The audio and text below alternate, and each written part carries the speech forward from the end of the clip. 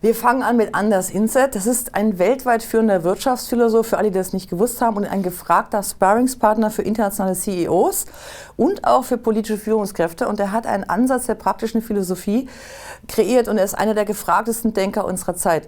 Er ist bekannt für seine, sagen wir mal gelinde ausgedrückt, unkonventionelle Denkweise.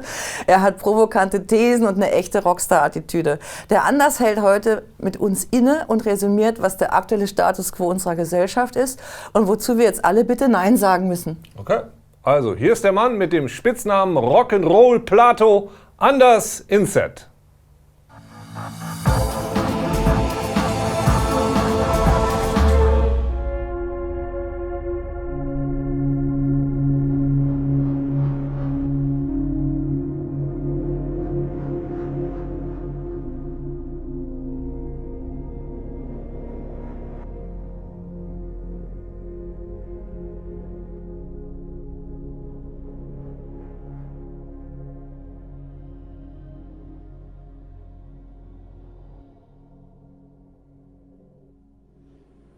There's something special about the world that we live in today. Not because of the virus or the pandemic, but our minds and our thoughts seem to be infected. We live in a parallel society. People experience downfall and prosperity. Dichotomies of absolute, zero-sum game, black and white mentality. Never has there been so many experts on opinions that contradict than we see today. More local, more global, more chaos, more stability, more division, more inclusion, more egoism and dogmatism, more solidarity, consciousness, and humanistic approach. Everything is so fast and so complex that even the producer of the Netflix series Black Mirror decided not to proceed with a 6th season because what we experience today seems to be that we are living in one of the episodes. Any science fiction scenario or technology revolution seems to be a mere blueprint of what we actually are developing. Something that we will see within the next year or maybe even months. 50 years ago, May 1970, we're at the peak of what we can best describe as a love, peace, and pop revolution. Rock legend Jimi Hendrix has just started what will turn out to be his final tour. And Elvis Presley has made a comeback, and we're at the highs of Woodstock and Isle of Wight. Richard Nixon has just started his 2nd term as a US president, joined by his wingman, the German-born Henry Kissinger. Together they form a dynamic duo, and they set out to open up China, stating that nowhere on this planet should 1 billion of the most capable people be locked up and isolated.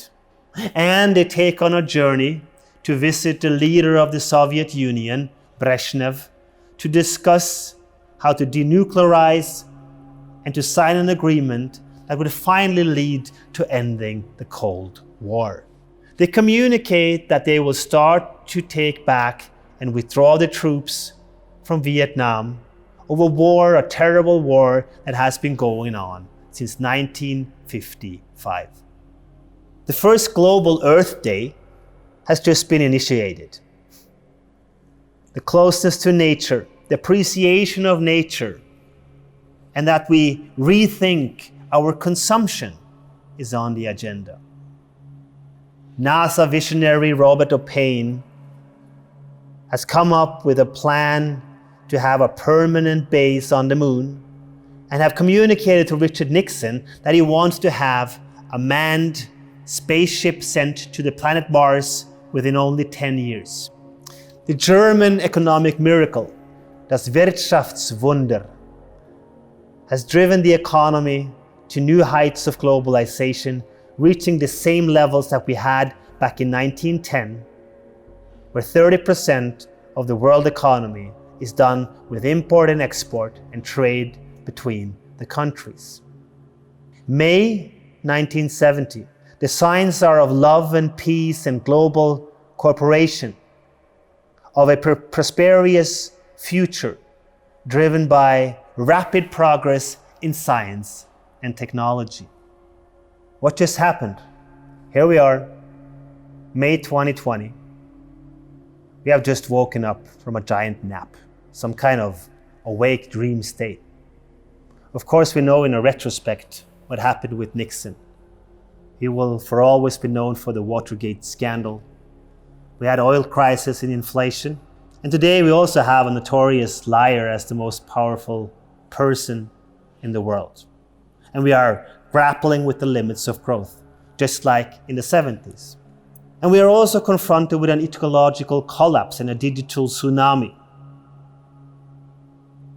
Loneliness and porn addiction are our new drugs, and we live in a world of paradoxes. Our educational system is falling apart. We are not teaching people how to learn, we are teaching them and trying to force them into saving data. We have a 1 gigabyte storage. It's terrible. Still, young people today are saving for that one test, and then they are sent out to life. This model is dead. We must teach people how to learn, how to be curious, and then teach them how to teach. The only way that we can learn something is by having experience-based learning and teaching other people about our knowledge and our viewpoints. Politics has become ironic. The political party system makes no sense. Right-wing parties are taking on left-wing ideologies. The right movement, Law and Justice in Poland, now wants to have healthcare and social benefits and education for everyone. And the populist right movement in Italy are introducing social-based income. It's very complex, very confusing, but at the same time it's also a grown-up society. Never has more people been lifted out of poverty than today. Never has more young people had the capabilities and the possibilities to take education. Never has the life expectancy been bigger and higher than today, and never has it been more peaceful. The old economy is dead. The new economy, the dream of infinite growth, Ferraris and yachts for everyone, is also dead. What follows is the Q economy, or the quantum economy. Today it's not about infinite growth, but it is about infinity. It is not about winning or losing. It is about playing as long as you can. It is about collaborating together and having a healthy environment where we compete with rivalry, but we understand the limits of the systems. So what is the Q economy all about? Well, first, we have to reduce. We have to limit ourselves. We cannot live like we did in 2019. The second part is that we have to reuse. We have to build a perfect circular economy. That requires a lot of thinking, a lot of technology, and a lot of creative idea. The third part is maybe the essential part where we need the creative community. Is that we need to rethink how we do business and to figure out how we can create capitalistic models on immaterial goods. We need to move up the ladder of the pyramids of needs of Maslow and come up with new ways to capitalize on vital energies, build new business models. The Q economy is all about bringing ideas to life. It is about teaching your dreams how to fly. We need to adapt new business models based on the technology. What we will see is that the distance between the artist and the consumers will vanish. We will have a one-to-one economy, a gig-based transaction economy. The artist from Wuhan who plays the wonderful music will see that from my recommendation, my friends and my colleagues will start to listen to this wonderful song. They will have the access to the data, a microtransaction done by the blockchain, no production companies, no middleman. They will see the data coming from this very region. They will sign up for a concert in this very wonderful location. They will meet some people. They will have this spontaneous meeting with a potential client who has a private event. They will negotiate a private gig, and this artist will make a living. This is the new world of the economy where we use the technology. The Q economy is also about creating the jobs of the future. And where will the jobs of the future be?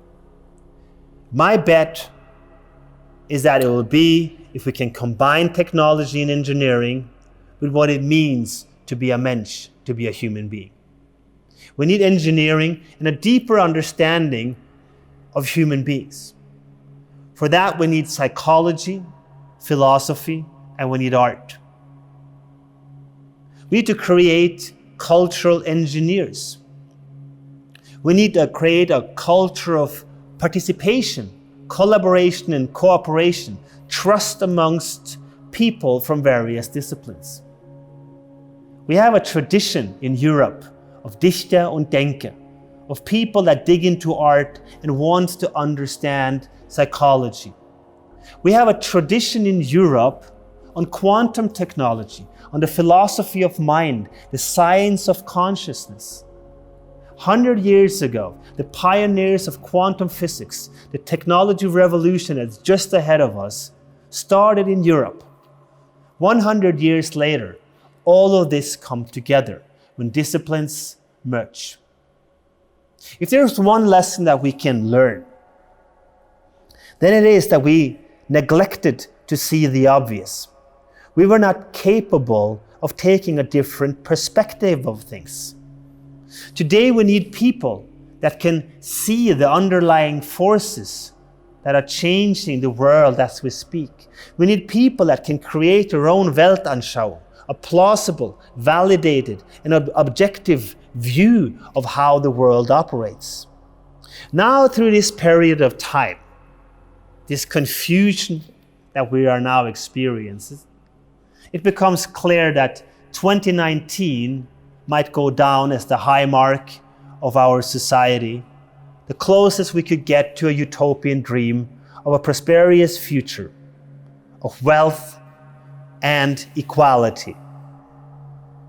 So what we need to do now in the 2020s is to develop a new vision, a new positive utopian dream for humanity. Will we get there? Will we succeed? I don't know.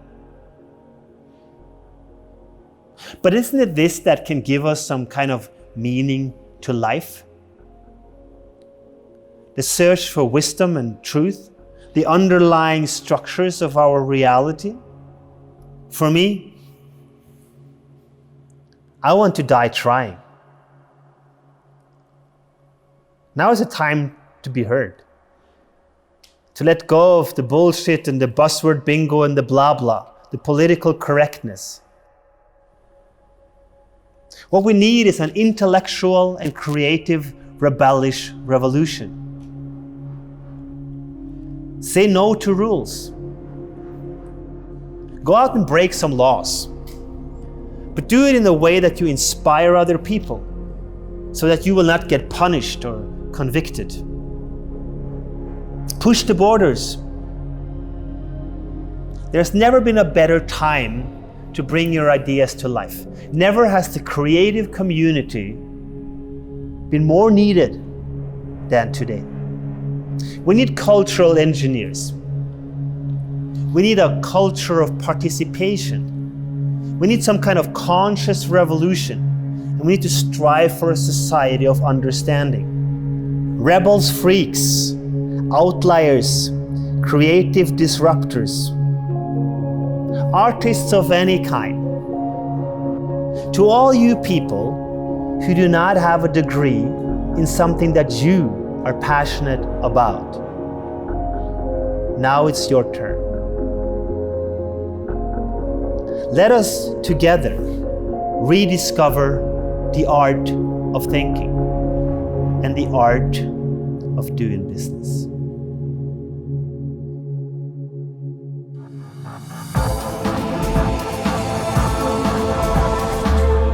Ja, vielen Dank an Anders. Ich fand ja also eine fantastische Location, die er da hatte. Ne? Ja, mega. Extra für uns. Auch nicht gerockt.